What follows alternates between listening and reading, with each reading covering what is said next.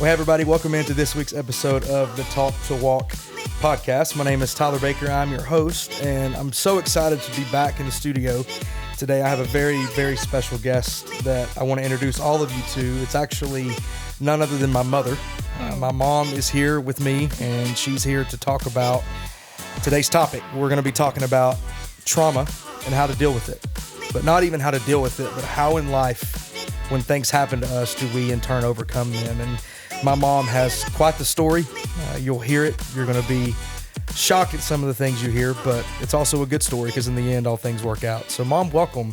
Thank you. To the podcast. Thanks for having me. I'm honored. I wouldn't want to have anybody else. I mean, you're literally the person who gave me life. And so it's cool to have you on our show. And today, I really want our listeners to hear some of the story that they've never really got to hear from maybe a lot of people. I believe in culture right now, a lot of people have been through things, and the whole mental health crisis we're in right now, still it's glorified to have all these anxieties and depression issues and suicidal thoughts. But in turn, when those happen in your life, how do you overcome it? And I kind of want you to talk about the things you've been through, because your story is pretty painted.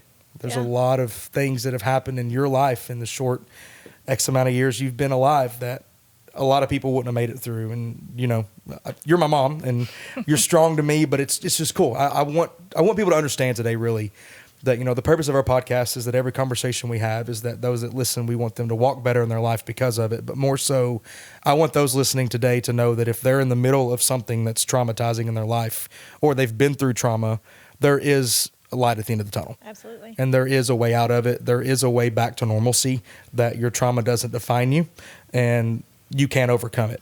And so I'm going to open the floor to you, and I just want you to talk and to share your story about what Pam's life has looked like. Oh, Pam's life. Like you said, it's very painted. Goodness, I could go all the way back to as a child. I don't really even know what areas people would best benefit from. So the only thing I know to do is just be that open book. Yeah.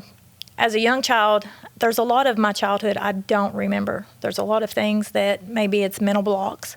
Maybe it's, I've always wondered, is this God's way of protecting me?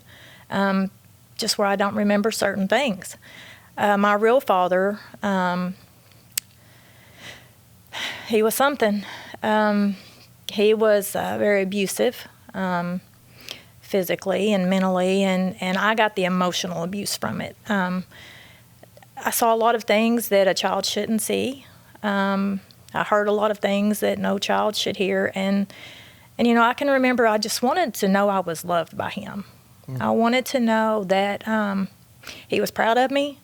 I can remember, him telling me things like, "You'll never amount to anything. You're just a waste." Just things that kids should not be told. As a parent myself, there's no way I would feed that into you or Tate, or even, my bonus girls. I would never do that. But it was things like that, as a small child, you carry that with you. I was a straight-A student in elementary school. I was in the gifted and talented program. I was very advanced, too smart, really too smart. I was served on the academic team. And my mom was proud, and she let me know any chance, given how proud she was of me and how far she knew that I would go in life. My older brother, goodness, he was my godsend. He was the one that I looked to as a father figure. My real dad was a truck driver. He was gone a lot.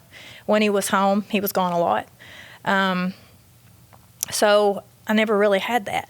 And so I put that burden on my brother's shoulders, which really wasn't fair to him, but I had nobody else to wear those shoes, so to speak. Growing up, eventually, Mom and I refer to him as Curtis, got divorced, and I was 9. I was going to church. I belonged to a church called Rosedale Baptist in Richmond, Kentucky. I was baptized at the age of 9. Kind of sort of knew what I was doing, but didn't really have it all the way together. Church was a safe place for me. It was after Mom and Curtis divorced, she picked up 2 sometimes 3 jobs to make sure that Rob and I were taken care of. Thankfully, God blessed me with a mother who loved us kids and wanted to do and sacrificed so that we could have what we could have. We didn't have everything we wanted, but we had everything we needed. I was baptized on her birthday in 1986. And, for a long time I struggled, and I can remember talking to the pastor at this church, how can this infinite figure that you're speaking of, that I can't see, how could he possibly love me as much as you say he does when the dad I was given here on earth don't show me this? How could that be possible? And in going there and in my youth pastor, I was shown love. I was shown what it was to be accepted. I was shown what it was for other people outside of my mom and my big brother to feel like I was worth something. I was given that. Our family, we were always together with my mom's brothers and sisters and my mammy. Spent a lot of time at her house. So I had that family dynamic, so to say. I just didn't have that father figure. As a matter of fact, that was something that at a very early age, I promised myself my kids wouldn't go through. At 10 or 11, my mom was dating this guy, and we moved to Winchester to kind of get away from Richmond. There was just a lot of drama with Curtis and his new wife, and so we wanted an escape. So we moved to Winchester, and I made friends there so easy. There was a lot of people like me that I met that wasn't afraid to talk about what they had been through. While in Winchester, a friend of a friend, I was raped. I was innocence that I didn't even know was an innocent was taken from me, and I didn't even realize at the time what was happening. That wasn't something you talked about back then like it is now. It wasn't. Parents didn't openly speak to their kids about things that happen outside of the home, like the kids growing up now here. So I was confused. I didn't understand. So here, how can this person that says he's my friend do this to me? So, okay, I don't trust Curtis. Now I don't trust this guy. So, again, how could this infinite figure that these people are telling me about inside this church house, how could he love me so much when every man down here that I have thought I had a relationship with or that should love me don't care? I'm just worth nothing to them. I kept that quiet for a lot of years. A lot of years I carried that, and nobody knew, not a soul. It made me feel I was ashamed. I was ashamed. Somehow I knew I had brought this on myself, that it was all my fault. Did I give him a look? Did I make him think I was interested in him that way? What took it to this point? What did I do? It was my fault. Shortly after, though, we moved back to Richmond, so I didn't have to worry about seeing this guy anymore. I mean, he just lived right up the road from us. My mom had no idea. He told me, I can remember him saying, if you tell anybody, I'll kill your family. I'll kill them. I know where you live. I know your brother's in Richmond. Okay, my brother was my world. Anybody that knew me knew that. My world revolved around Rob. And in threatening harm to my family, of course, I'm going to keep my mouth shut. I'm not going to say a word. Years. I was in my 30s before I told my mom. We got back to Richmond. Things were better. I didn't have to hide so much, I felt like. I started running with a rough crowd of people. They were doing things that I had only heard of. I had never seen it. It wasn't something that my family had done. But I can remember being with my friends in this group of people and just hearing them laugh. And it seemed like they were having a good time and they didn't have no worries. And here I've got all this baggage already at 11 years old. How can I escape it? What can I fill these holes, these voids? What can I fill them with? I'm tired of feeling ashamed. I'm tired of not being happy. I'm tired of not enjoying my life at 11 years old. So I can remember this friend, she was smoking a joint, and she said, "Here, you want to hit it?" What have I got to lose? I mean, you all are laughing. You all are having a good time, and I'm just constantly in my head. I'm reliving things that have happened. To make a long story short, that led to a addiction. It started with marijuana, which, everybody's like, it's not a bad drug. It's not. Yeah, it is. Because it led me to people that done other things. It put me in a circle of people that dabbled in much harder stuff that soon I ended up playing with. By the age of 12, I was a heroin addict. I can remember the first time we laced the joint with it, and I can remember the feeling that it gave me, this feeling of power, of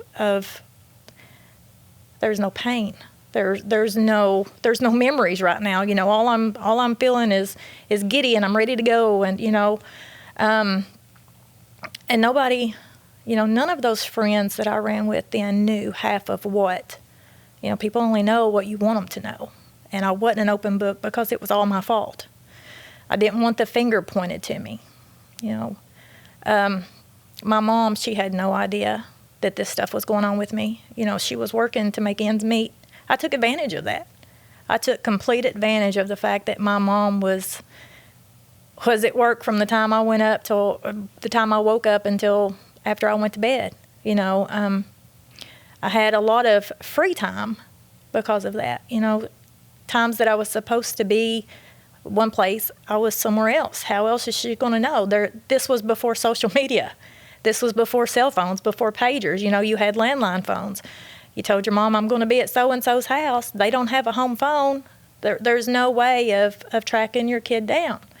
You didn't have the worries then that you've got now of letting your kid have that freedom, So it opened a lot of doors for me, a lot of doors that, looking back now, I wished had been closed doors. I've made a lot of mistakes. I've done a lot of crazy stuff. At the age of 14, my real dad, Curtis, passed away.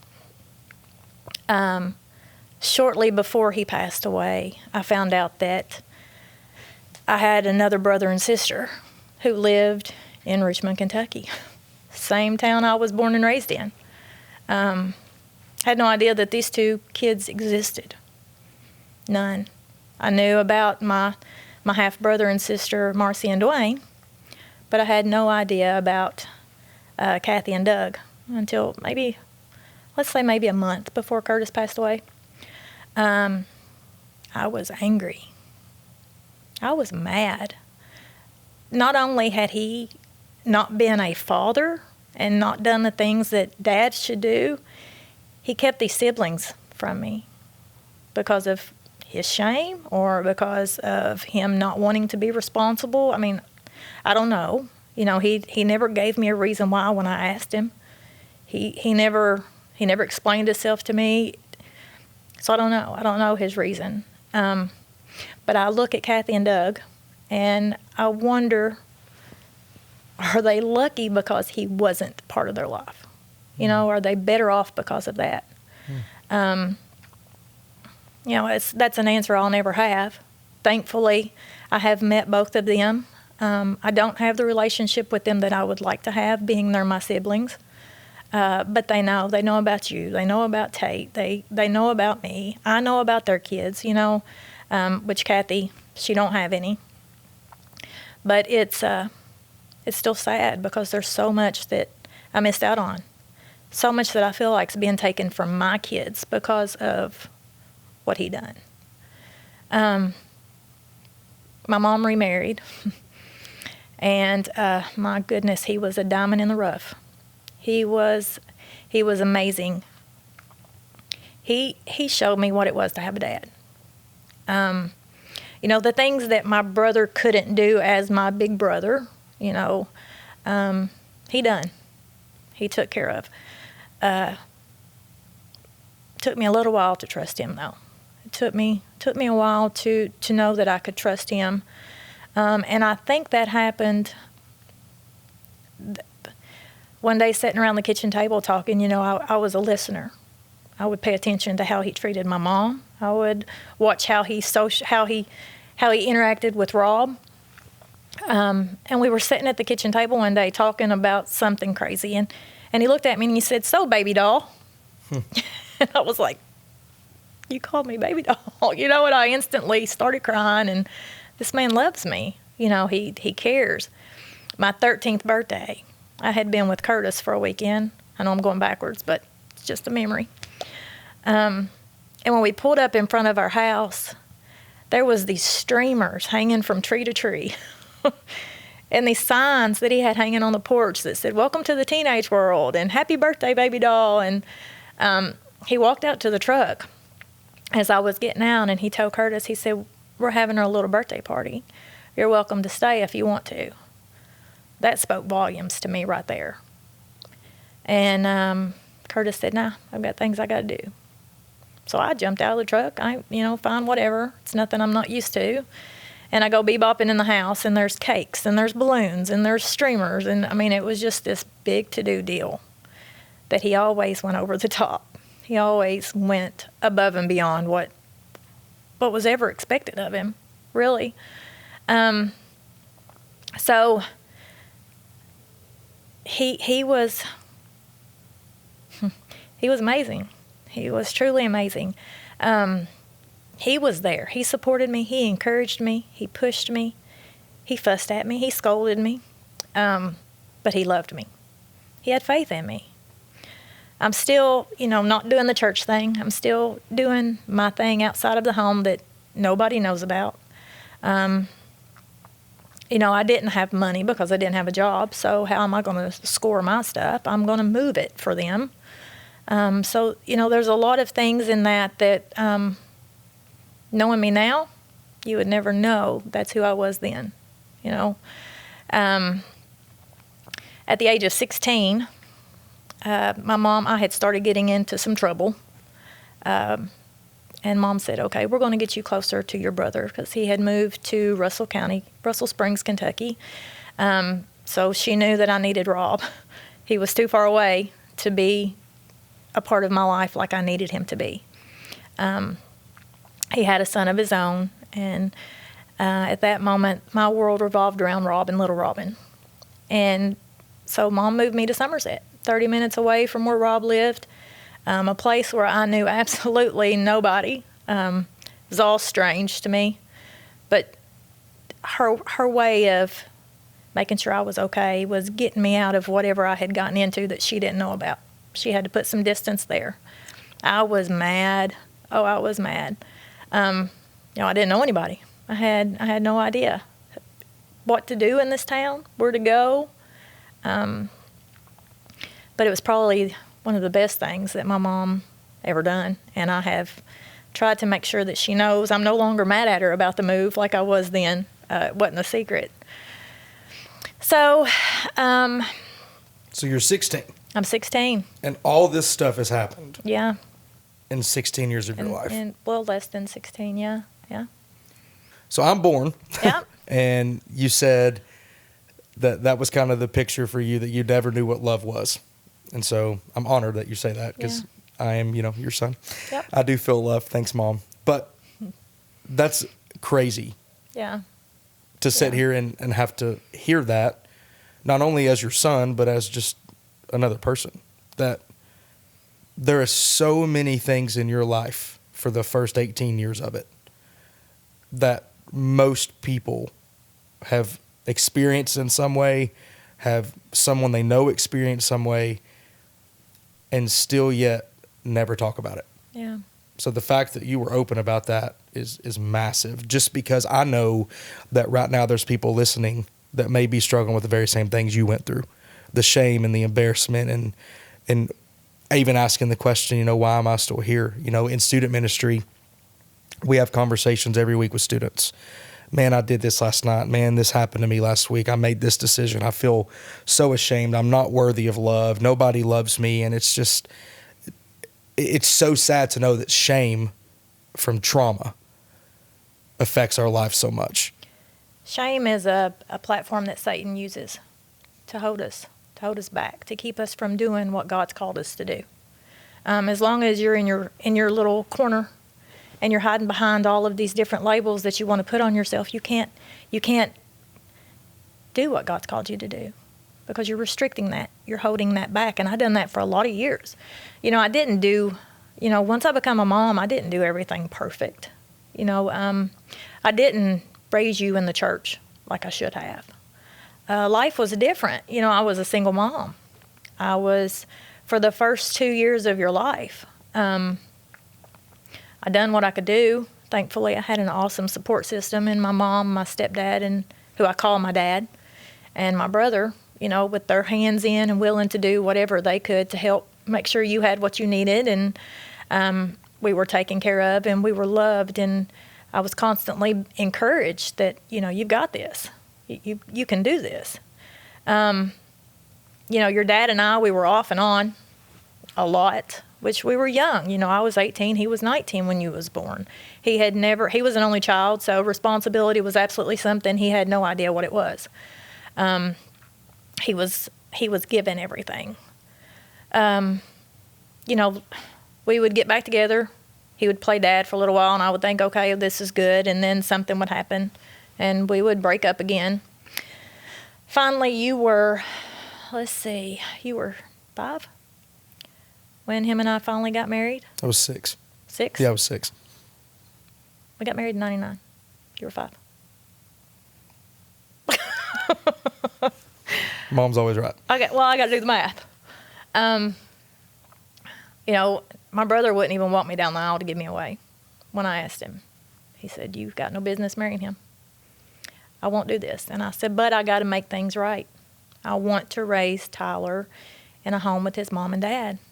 I want that for my kid. My kid deserves that, And he refused. He was not going to do it. So we took off to Gatlinburg and got married in a little chapel, I guess you could say. I should have known better when he was late to the ceremony. I should have left. His breeches were sewed together. He couldn't get his foot in his pants. I should have left. I should have said, okay, we don't need to do this, but I didn't. And I didn't because you deserved it. And I did, at one point, I did love your dad a whole lot. When it was good, it was good, and when it was bad, it was bad. And we've got good moments. We've got good things that we can take, and there's a lot of life lessons for both of us from the marriage. But then I go back to me telling myself as a kid, I'll never put my kids through this. I don't want this for my kid. And even still now, I carry guilt because I done exactly that. I put you in that home. You heard the emotional abuse. You were a victim of emotional abuse. While I fought for you, I still allowed that to happen because I kept us there. I felt stuck. Your dad financially was able to give to you more than I would have been able to, and I knew that. And, in all honesty, that's why I stayed. This is nothing I haven't shared with you before. That paycheck coming in, he worked well. You had everything and anything you wanted, and that's what I wanted for my kid because I didn't have that growing up. I didn't have the ability to have that. I had what I needed. I just didn't have the things I wanted, and you were getting all those things. You had what you needed with at home with me. You had what you wanted because of your dad's work. You've got your own from that. Which actually, with your podcast, next week I'll actually be sharing just me. Oh, wow. From my side of things. It's part of why you came here because it kind of leads us into the next week's episode, but we'll get there. Cool. But makes me proud because,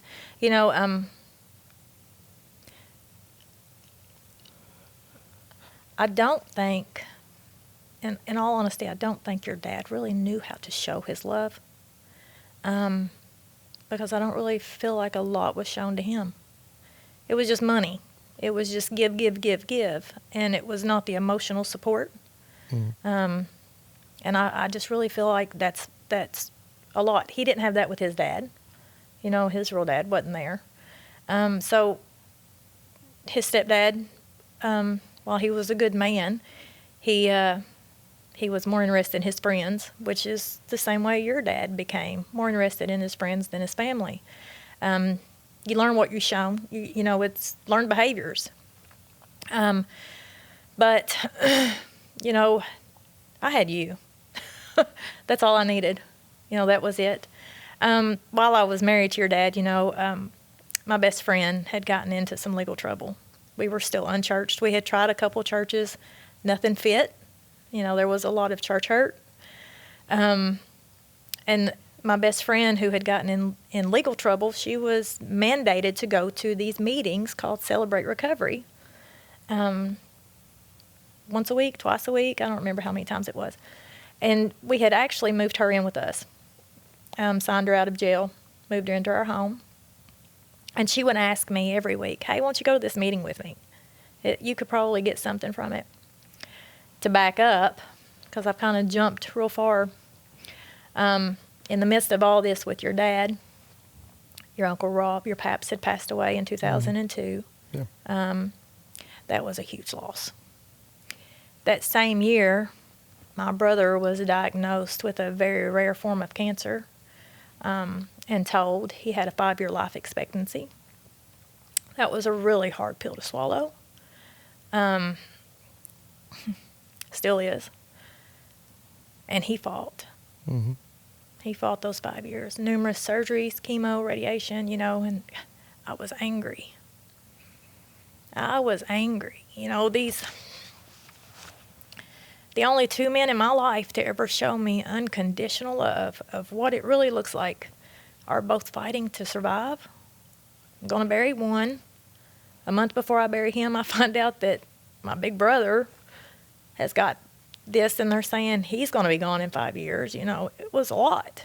But I had to be strong. I couldn't process my feelings because I had to be strong for you and for Robin and for Mom. So my feelings were behind a locked bathroom door. Numerous times in the shower of just completely losing my composure and being afraid I would never be able to pull it back together. So yet again, trauma in your life has been suppressed. Yep. I had to. Yep. And so we get to Christy, your friend. Yeah. She's in Celebrate Recovery. What happens? She keeps on me to go. And I'm just not going. I'm mad. I'm angry at God. And he keeps taking these people away from me. He keeps causing all these bad things to happen. I'm mad. If I walk in that church house, the ceiling's going to fall in. You know, that's just in my head. That's what Satan wanted me to think. That's how he held on to me. Finally, she said, go and support me. If for no other reason, just go and be support for me. Because I don't like that I'm having to go either. Well, okay, I'm not going to say no to that. So I go. And I walk in, and my goodness, the attitude that walked in with me. You're not going to get close to me. You're not going to tell me what I should and shouldn't do. You don't have any idea what I'm dealing with in my head, let alone what's happened in my heart, you know. So I'm going to be closed off. I'm going to be very standoffish, and I'm not going to speak to anyone. I mean, this was my first entrance into this building, into this Celebrate Recovery ministry that, for whatever reason, I've allowed her to talk me into going. But wow, she was sneaky for Jesus is what she was. I can remember sitting there and listening to this, the guy that was doing the lesson that night. The lesson was on getting to the root of your problems. It was actually step 6 in the 12-step Celebrate Recovery ministry. And I'm sitting there and I'm listening to this guy talk about, you know, how we put Band-Aids on things and think we're fixing it. You know, okay, so I've got a boo-boo, let me cover it up, and it's going to heal itself, and I can go on with life. I had done that. All my life I had done that. I had just put Band-Aid after Band-Aid after Band-Aid on. As long as it wasn't at the surface, it wasn't a problem. You know, it wasn't there. It didn't exist. And he held up these 2 flowers. And I mean, I can see it now. He held up these 2 flowers. One of them was a wilted flower. You couldn't even really tell what color the flower was, but it was wilted, and it had these roots hanging from it. And this other flower he held up, it was vibrant. It was yellow, and it was so pretty, and with all of its petals. And he says, you know, you can go from this to this real easy. And he snipped the roots off of this dead flower. He says, when you get rid of this. Talk about a smack in the face. I had a couple of sore toes, and because I had roots, had a lot of roots. So, I started attending Celebrate Recovery every week. Every week it made sense. It clicked. I wasn't going for the Jesus thing at this time. You know, I was going because this guy made sense to me. Something he said, it clicked. But in going to Celebrate Recovery, it got me in the church. And I can remember the first Sunday morning I walked into the church building, the pastor come up, and he was standing there, and he was talking to the director of Celebrate Recovery. And you know, I had been drawn to these certain group of people in this ministry, people I knew. And I was standing in this group when the pastor walked up, and he's like, oh, hey, is this your first time here? Yeah, it is. Well, welcome. Glad you joined us today. And I was worried about my appearance because a lot of people that go to church think that you have to be dressed just a certain way to walk through those doors. And I didn't dress like that. I've never been a dressy person. I'm casual. And so I didn't want to go into a place already being uncomfortable, feeling even more uncomfortable because of certain clothes that I thought I had to wear. So I went relaxed. And I look around this building, and everybody else is relaxed too. I was like, all right, so maybe this ain't going to be so bad. And I fell in love with this church. I fell in love with what this church stood for. Man, it was just about the people. It was just about showing them the love of God and what He can do. And I can remember, you know, it being said on a Sunday morning, how can other people know what God can do for them if you don't share with them what He's done for you? Wow. Even in all of the bad and all of the trauma and all of the uncertainties that I had been in my lifetime, God was right there with me the whole time. It wasn't Him that walked away from me. It was me that had walked away from Him and was trying to fill my life with the world, the things of the world. Trying to find happiness at the bottom of a bottle, or in that next joint, or you know, in approval from certain people. But all along, I didn't need that. But I'm still mad. I'm still mad. You know, He had taken my brother. He had taken my dad. I'm still mad. I'm bitter. I'm very resentful. You know, I look around and I hear about, you know, all of these people that are doing bad things to kids, and I can't understand why they're still alive, and He would take people like my dad and like my brother, who are great people. They were great men. Mm-hmm. Why did they have to go and these monsters still be here? You know, I didn't understand. It didn't make sense to me until I dug in the Word. Until I really started studying and trying to figure out where it is He wanted me to go and what He wanted me to take and share with other people. I was asked not long after being in CR to give my testimony. And I had carried a lot of resentment for a lot of years with Curtis. A lot. And I knew it was hindering me. I just didn't realize the things it was hindering me from. I told the director, I said, you know, I've never talked about my life because, you know, we were always told, you know, you don't talk about things, you don't share those things with people, and you keep it hush-hush. And, you know, I didn't want to embarrass my mom because of things that I had done or things that I had been through. I didn't want my brother to feel shame, even though he had already passed. I didn't want to put shame on his name. I didn't want to, you know, what my family's going to pay for because of what I'd done or what had happened to me. But through Celebrate Recovery and standing up there the first time and giving my testimony, that when I sat down and prayed, I can remember writing out this testimony thinking, where do I start? You know, there's a lot that I don't even remember. And I got my notebook and I climbed up in the middle of the bed. I had put you had went to bed. I climbed up in the middle of my bed and I said, all right, God, whatever you want shared, you'll let go out on this paper. Because I don't know where to start. And I don't know. I mean, I don't even remember. And I can remember like 15 or 20 minutes had passed by and I looked down and there's 10 pages. And as I'm reading through these pages, I'm like, oh my goodness. Oh my goodness. Oh my goodness. You know, it's just page after page. I am just, wow. Because there's just something about seeing it in writing. And the night that I gave my testimony, there was so much freedom that come from just sharing my story. And knowing that even in the midst of all of my ugly, His grace and His mercy was still present. There was a reason that I had to go through the things that I went through. Is it to help other people? Was it to be a better parent myself? You know, is it to, I don't know. There's a reason. There's a reason I made it through. And it's because He carried me. You know, my mom, she always loved the footprints in the sand. Little poem.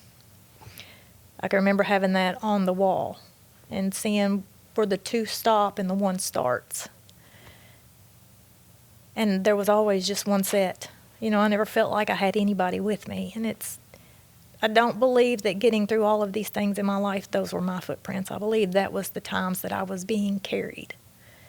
That in some sort of way, I'm dealing with and I'm hurting from these things.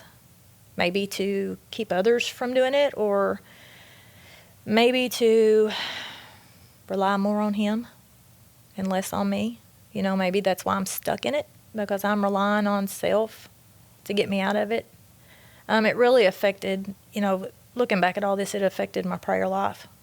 I've always been big about praying. I have, you know, even when I was being so messed up, I didn't know where I was, still wanting to pray. You know, prayer was, you pray before you go to bed. You pray when you wake up. You bless your food, you know. I can remember how I just stopped talking to Him. So if I'm not talking to Him, I'm really not going to listen. You know, I'm not going to hear anything He says. And Celebrate Recovery helped me a lot because it's biblical. You know, it's the same 12 steps that NA uses. It becomes Celebrate Recovery by adding the biblical comparisons to it because, you know, AA was actually written from the Bible. And digging into those scriptures that goes with the steps, digging into the scriptures that are given in the lessons, it really shows you how much God has a part of things when you're just looking and you're seeing self is getting me through.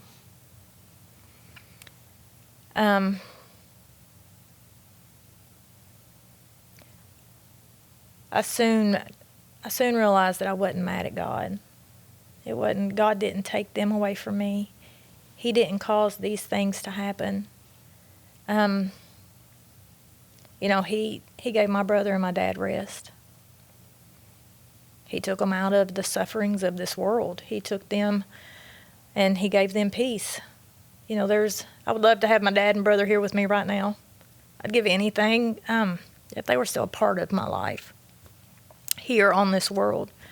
But there's no way I would bring either of them back the way that they were. Mm-hmm. That would be selfish. Got you back in church. Mm-hmm. I can remember getting up on Sunday morning. Tyler, I'm going to church. You going? Nope. Not going, Mom. Okay, Tyler. Yeah. Someday. And that someday finally happened. Mm-hmm. And look at you now. Yeah. Well, and, you know, part of your story, obviously, you know, I'm 29 years worth of your story because you raised me. But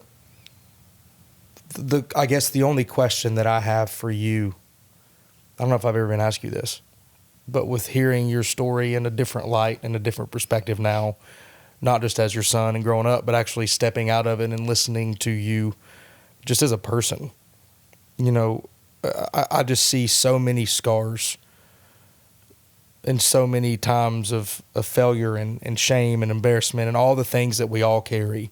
Yeah. And I guess my only question to you is, dealing with all the things you dealt with, finally getting to celebrate recovery, lives changing, you know, you and Dad divorce and you remarry and, you know, all that's happened. What would you say to the person that's listening to this right now that is neck deep in trauma, that is dealing with situations, that is embarrassed of their past, that doesn't feel like they can handle it? What would be your encouragement and the thing you would say to them if they were sitting here? That's tough. That's tough. You know, the one thing I guess that's jumping out in my mind right now is no regrets. No regrets. And I say that because if I regret the things of my past, it's not allowing me to grow in my present. You know, if I'm shameful of the things in my past, it's not going to allow me to blossom into my tomorrow. God's used all that ugly and all that hurt and all that fear to mold me into who He wanted me to be today. So it's not a waste. It's not an embarrassment. It's part of my growth. It's part of Pam becoming who Pam needs to be. Because this is who He needed me to be today to do His work for Him for tomorrow. You know, if I look back and I say, if I didn't do this, well, if I didn't do all that, I wouldn't be who I am now. I wouldn't have those scars. I wouldn't be put in a situation to be able to pour into somebody who's going through that, or to be able to share that light of hope, to give them insight that, yeah, while you're in the middle of this, that feels like you're never going to get out of it, when you do come out of it, it's going to be so much better, and you're going to see why at the time when you didn't understand why it had to happen that way, maybe, or what you can take from that bad situation and turn it into a good thing. You know, I think so many times, Tyler, in life, and I know I'm guilty of this still today. You know, like you said, I'm remarried. God blessed me with a wonderful husband. He gave you that stepdad that I had with your papa. You've got your little brother Tate, who has completed our life. And I look back and I think, without all of this, I wouldn't have all that I got now. You know, I wouldn't see the blessings, because I don't focus on the negatives. That was yesterday. That's over with. It's done. I can't go back and change it, but I can pick up and I can do different if I need to tomorrow. You know, I can be a better version of me because I've been there. You know, when I can remember with the church hurt, at our last church that we belonged to, you know, there was some real bad church hurt, and I remember going to the pastor, and something he said to me I've carried it with me. It's stuck. You know, people of the church were talking, things were being said, and there was a lot of things going on that had no business happening inside of a church. And I can remember he looked at me and he said, "Pam, here's something I need you to remember. People are going to be people regardless of where they're at, regardless of who they claim to be. They're still going to be people." Had never, you know, I'm in a church, these people, they're Christians, they're here every Sunday, they're involved in everything that goes on, but yet they're going to talk about me behind that door, and they're going to point their finger at you over here. How can that be so? Well, it makes a lot of sense. People are going to be people. They're going to talk, and they're going to pass judgment, and they're going to, you know, make false statements, and there's nothing that we can do to change that. We're not responsible for what other people do. We're responsible for how we react to that. And I choose today, I choose to take the high road out and not meet ugly with ugly, you know. And I've learned all of that through all my trauma. I've learned how to be a better person. I've learned how to show compassion when I've never been a compassionate person towards people other than my kids, you know. I've learned to have empathy for people. I've learned grace. I've learned what grace is in all this, you know. I never understood grace. You know, now I try to be that person who listens not only to respond, but to support, to encourage. It's not always about that response that I give. Sometimes it could be just a certain look that you give a person. You know, being able to pick up on when somebody needs you to console them versus when somebody needs you to just be still and be quiet. You know, discernment has become a big part of my life, you know, trying to make sure that I'm not seeing things for what I want them to be versus I'm seeing them for what they really are, you know, because when you've got hurts, habits, and hang-ups, and that's part of your everyday life, you know, you kind of learn to just stay stuck in this rut, and you just go with emotions, you know, you're just living to be living. And when you find your way out, you let go and you let God. It's a whole new picture. It's a whole new way of seeing things, you know. Recently, you know, as recent as just last week, we were kind of in the unchurched life, I guess you should speak, since the split of our church that we belonged to, that I loved. I've had a hard time finding somewhere where I felt like I fit. You know, we visited here several Sundays. We've hopped in and out of a couple of other places, not went to some places because of who was there from the past, not wanting to stir up old drama in a place where you shouldn't have that. Just trying to find home where God wants us and where he could best use us at. Because I want to be home. I want to be plugged in. I want to be doing, you know, what God's called me to do. And I can't do that from my couch watching church online, right. You know. So, you know, week before last, we visited a church back home, and I'm excited to go back this week and see, you know, just see what God's got for me tomorrow. You know, like I said, how can anybody know what God can do for them if we don't let them know what He's done for us? That's good. That's good.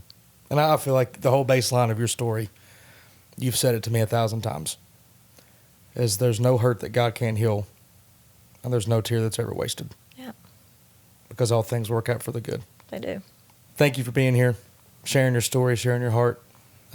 I can only hope that someone listening to this that's been through some type of trauma can hear from your side and see that even in the bad, there's light at the end of the tunnel. And when you finally reveal the light, you can look back and see where God's truly carried you in life. Where there's breath, there's hope. Absolutely. Mom, thank you for being here. You're welcome. Thank you all for listening to this episode of the Talk to Walk podcast. And next week, I'll actually be sharing my side of things and some stories from my perspective of the same story that you just heard, just a different light. So be sure to tune in. Make sure you subscribe if you haven't. Hit our YouTube channel. But we'll see you guys next week for the next episode of Talk to Walk. Have a great week.